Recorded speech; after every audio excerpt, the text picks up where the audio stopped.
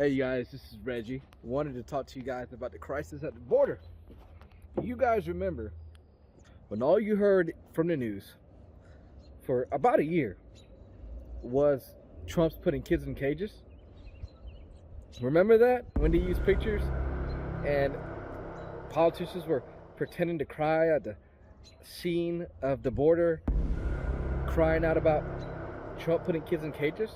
The idea that we would be removing these babies from their parents, and it's not necessary. Ari, that's the thing that is so outrageous and maybe even compelling about this. It's not necessary. Women were being called these names under an American flag. Many had not brushed their teeth for days.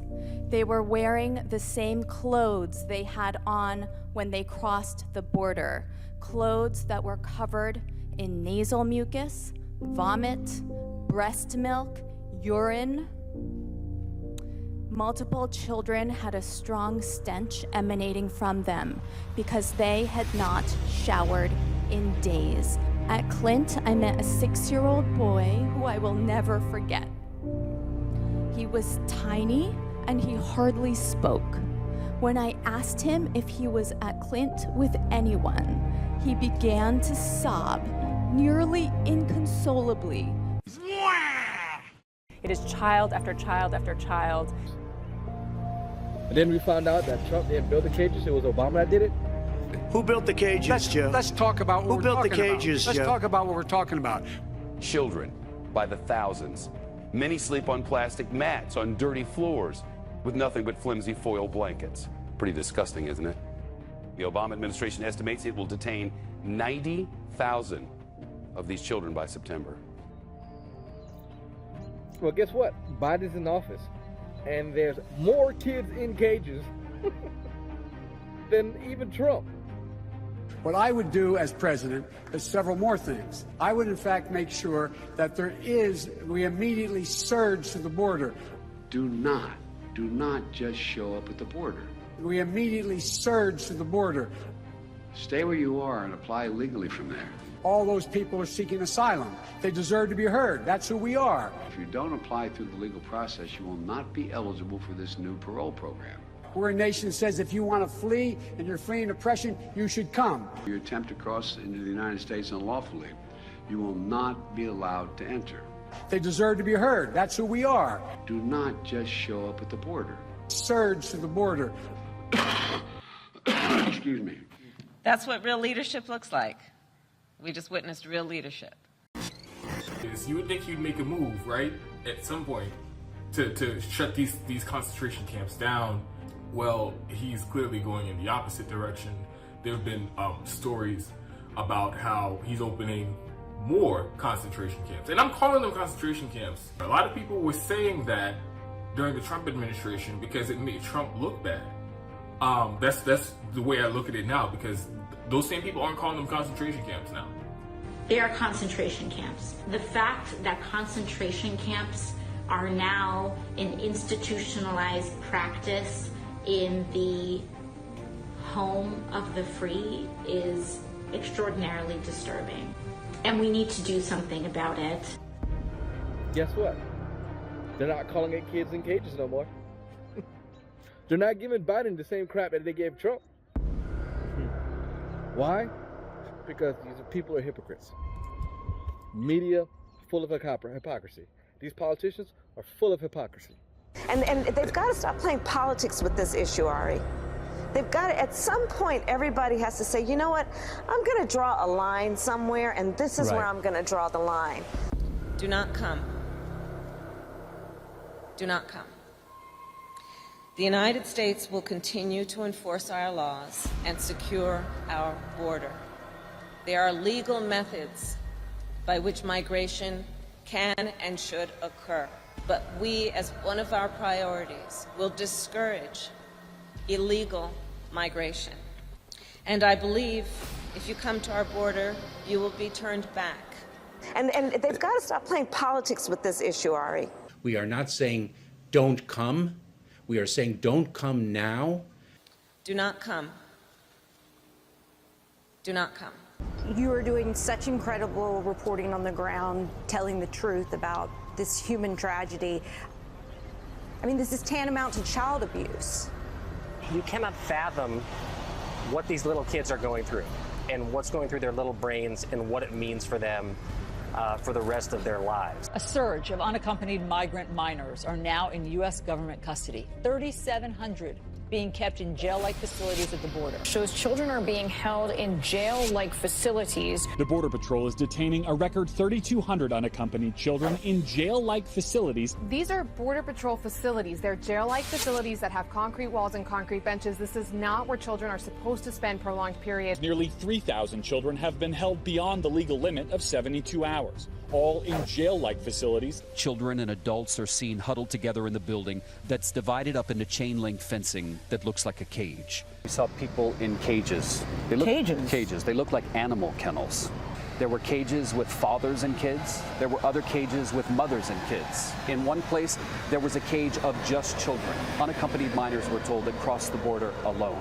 Just be really clear, there's been some talk, some conversation that there are no cages, people aren't kept in cages. People are kept in cages inside this facility, and I saw it with my own eyes.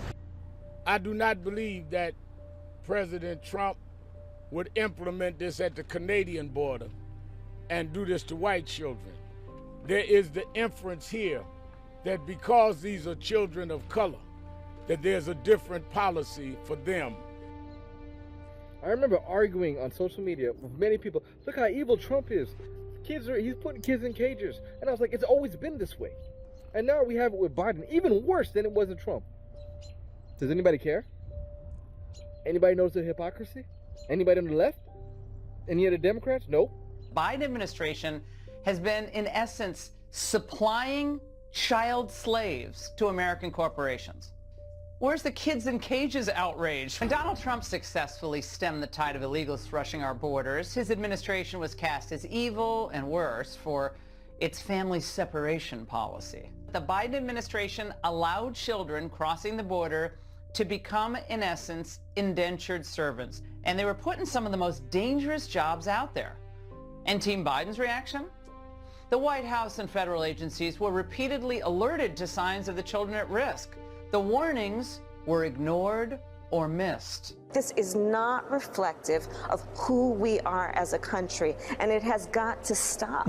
It really has to stop. They found that just in the past couple of years alone, 250,000 kids have crossed into the United States illegally through the completely open southern border as part of Democrats' open border policy, all by themselves. And what's even crazier is that our government has lost touch with about 85,000 of them, and a third of those, the New York Times noted, they don't even have any idea where they went. Do you remember everyone freaking out when they were trying to verify that kids were actually crossing into the country with an adult that they knew or their families or parents? And everyone was saying, oh, it's child separation. This policy that actually was enacted under Obama, Biden, continued under Trump, and then it was ended under that administration.